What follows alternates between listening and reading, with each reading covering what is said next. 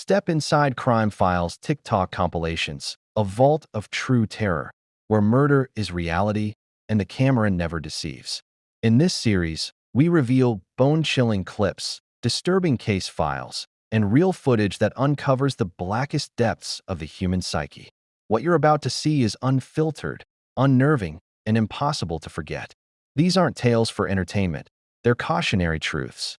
This Minnesota man just confessed to a 50-year-old cold case murder, admitting to killing a hitchhiker. This is only after investigators used forensic genealogy to finally track him down. This is Mary Schleiss. In 1974, she was 25 years old. She was living in Minneapolis, Minnesota. In February of 1974, Mary decides she's going to an art show down in Chicago, and she decided to hitchhike there from Minneapolis down to Chicago. And that trip takes her through this rural part of Wisconsin. Sadly, Mary never made it to Chicago. She was killed along her way. In 1974, investigators found her body in this rural area outside of Eau Claire, Wisconsin. At the time, they didn't know who killed her, but they did find a hat at the crime scene. And thankfully, investigators held on to that hat for all of these years. But remember, 1974, there was no DNA testing, so the case sat cold for decades. 50 or so years later, investigators from Ramapo College's Genetic Genealogy Center look into this case. They take that piece of DNA, create this family tree, and they eventually track down this guy. This is Keith Miller. He's 84 years old now. He was living in Owatonna, Minnesota, and he admitted to stabbing and killing Mary in 1974. Investigators say when they went to his house and approached him about the DNA, he confessed. He told them what happened, and now he will spend the rest of his life in prison. 4 fifth-grade girls just got arrested. 4 fifth-grade little girls just got arrested for attempting to come up with coming up with a whole master plan to kill another child during recess. It's these phones. My kids won't have no phone. And when I say it was thought up, fingerprints, who was going to look out? And the reasoning was of a cheating scandal. 5th grade. It's these phones, bro. Kids is exposed to way too much. They're exposed to way too much.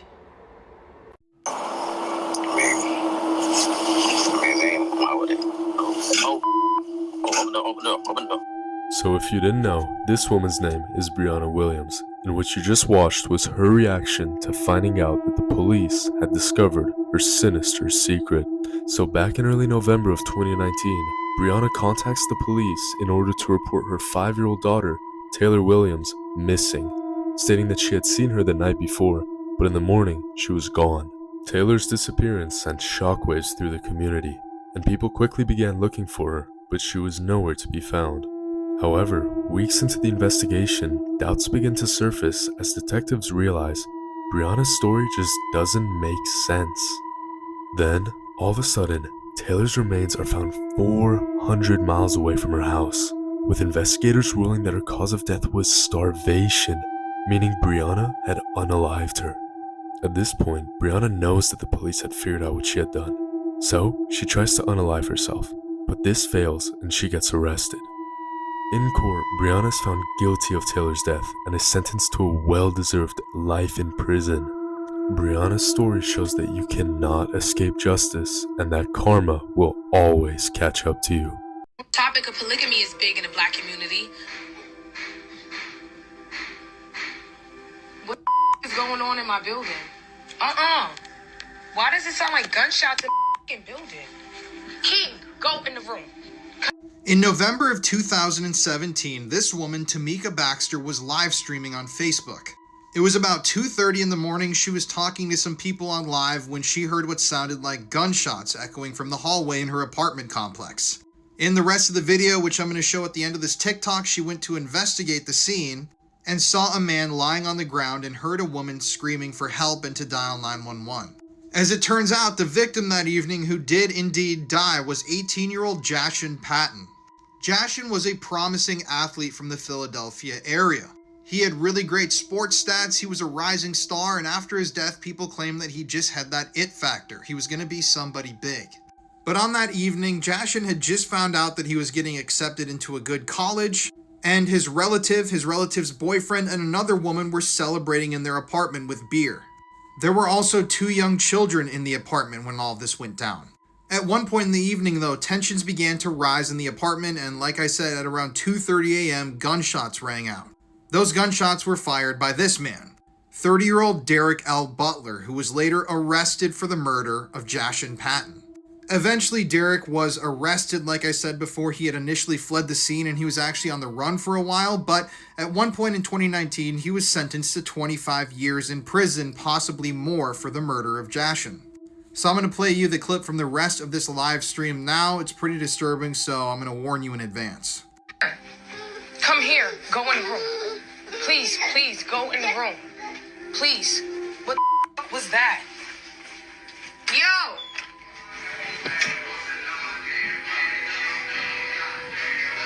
Is my neighbors fighting? It sounded like gunshots in my building. That's my neighbors, y'all.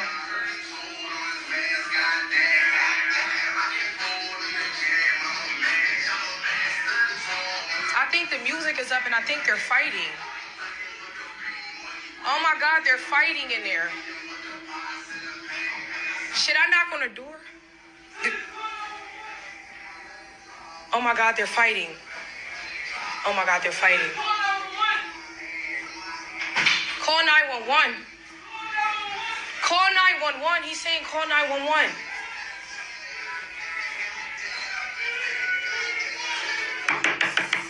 Just a few hours after this video was recorded, the young girl pictured in the video would be dead. So this story is incredibly tragic and happened in March of 2024. This is Manvi, a girl from the Punjab region in India. In March of this year, Manvi was celebrating her 10th birthday, and her family pre-ordered a cake from a local place called Cake Kanha. So as you can see at the beginning of this clip, they ended up eating the cake for Manvi's birthday, and they all seemed to be enjoying it. But shortly after eating the cake, Manvi and her sister started violently throwing up. After they had vomited for a while, Manvi then started to complain of a dry throat. She was very thirsty and tired, and she went to bed. Sadly though, Manvi's condition grew worse and worse throughout the night, and in the morning when her parents decided to rush her to the hospital, it was too late, and she was declared dead shortly after arrival. This is the cake in question. Now, according to reports I found online, sections of this cake were sent in to investigators to be tested. The family believes that this was a food poisoning case and that somehow the bakery had included a toxic or poisonous substance inside of the cake, but I couldn't find any further information about what ended up happening. But it's clear with Manvi and her sister growing violently ill, the entire family got ill after consuming this cake, that it was related to this baked good. If you want to hear more true crime stories, listen to the podcast Murder in America that I co-host with my wife Courtney. It's available on all streams. She lost her life when her older sister decided to steal her virginity and gift it to her fiance for a Christmas present. This is the heartbreaking case of Tammy Homolka and how she became the first victim of her older sister Carla Homolka and her fiance Paul Bernardo, otherwise known as the Ken and Barbie killers. Tammy Homolka was born on January 1st, 1975. She was the youngest of 3 sisters. She had a very normal and typical childhood. She was very active. She loved playing soccer and running fields. All around just a normal, happy girl. When Tammy was 15 years old, her older sister Carla, who she was close with, started dating a new guy named Paul Bernardo. Whole family loved him. He was always over at the house and eventually even moved in. Tammy liked him as well. They were all very close. Little did Tammy know, Paul was obsessed with her. He fantasized about her and was obsessed with her virginity. This was not something Paul Bernardo would keep from Carla Homolka. He would tell her on the reg that he wanted her little sister. He would go on and on about how Carla wasn't a virgin when they met, and so she owed it to him. You would think that any normal sister would be like, what the hell, get out of my house, it's over. But not Carla. Instead, Carla decided that she was going to gift her little sister Tammy's virginity to her boyfriend. How is that possible? Well, they came up with a plan. Carla worked as a vet tech and she was going to get some halophane from her work to knock out her sister. While her sister was unconscious, she would allow Paul Bernardo to do whatever he wanted. Paul and Carla decided to carry out this disgusting plan on Christmas Eve, just a week before Tammy Homolka turned 16. So December 24th, 1990 rolls around, and just like every other family, the Homolkas are celebrating the holiday. They are drinking spiked eggnog. They are allowing Tammy to drink. I'm not sure if this is something she regularly did or if it was because of the holiday, but they were just having a great time. Nobody knew what Paul and Carla had planned. Once Carla and Tammy's parents and middle sister go up to bed, they decide to hang out for a little longer. Around this time, Tammy actually passes out because the entire night, Carla has been lacing her drinks with this halophane. Carla and Paul then move Tammy to the basement.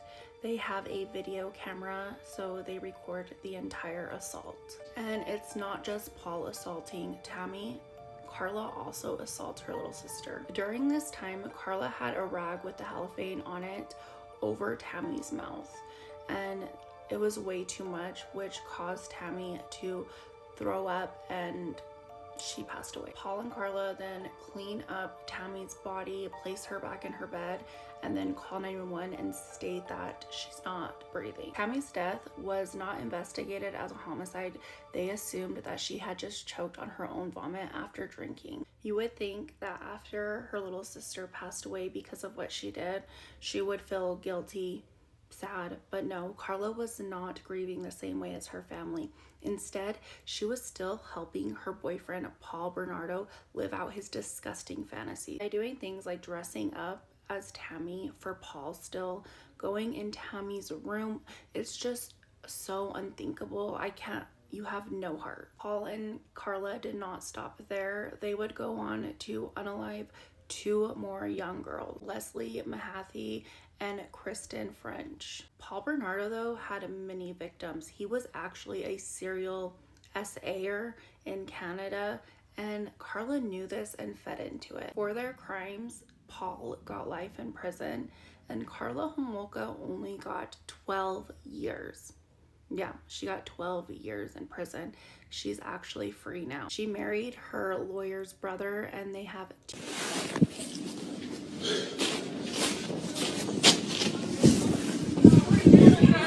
Just come get my son first. No, have somebody come get my son. Where's your son? He in the house with me. Was he shot? No. Are you shooting? Yes. On February 5th, 2022, Arina Reed arrived at the Park Plaza Apartments in Brown Deer, Wisconsin. She was there to drop off her 2-year-old son for a custody exchange with the child's father, Larval Huddleston. The exchange was scheduled. There were no police reports or emergency calls prior to her arrival. The situation appeared normal. Shortly after the drop-off, Larval Huddleston retrieved a firearm from the second-floor balcony of his apartment. He shot Arina Reed. She collapsed in the parking lot. A 31-year-old man attempted to assist her. Huddleston shot him as well. He died at the scene. A third man, 36 years old, was shot in the leg and survived. Multiple 911 calls were made. Officers from the Brown Deer Police Department responded.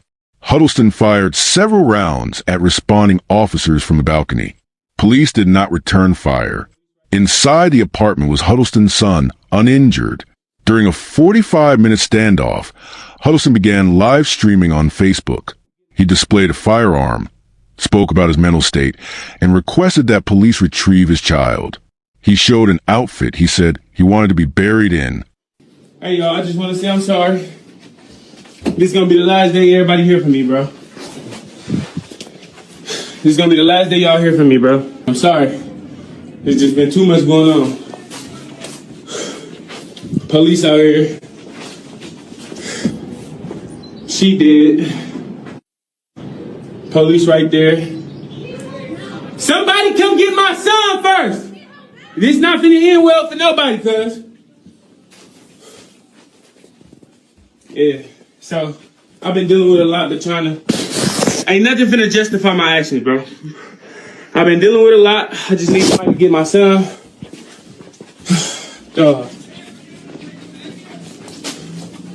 Sorry, y'all. I'm just ready to die, bro. Just ready to get this shit over with. I'm already shooting at the police and shit and everything, bro. It's over with. It's over with. It's over with. That's a whole body right there, bro. I'm not the right person, bro. Me mentally, like, I've been through too much.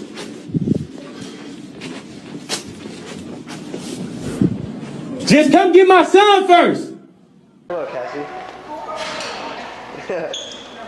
I'm getting you on tape, okay? Say hi, please. Hi. Okay, see ya. Wait, have you seen Tori?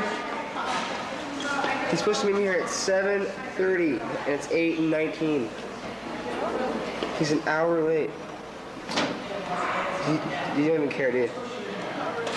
Okay, see ya. Brian then goes to the bathroom, looks at himself in the mirror, and then points the camera at himself as if he is proud of what he's about to do.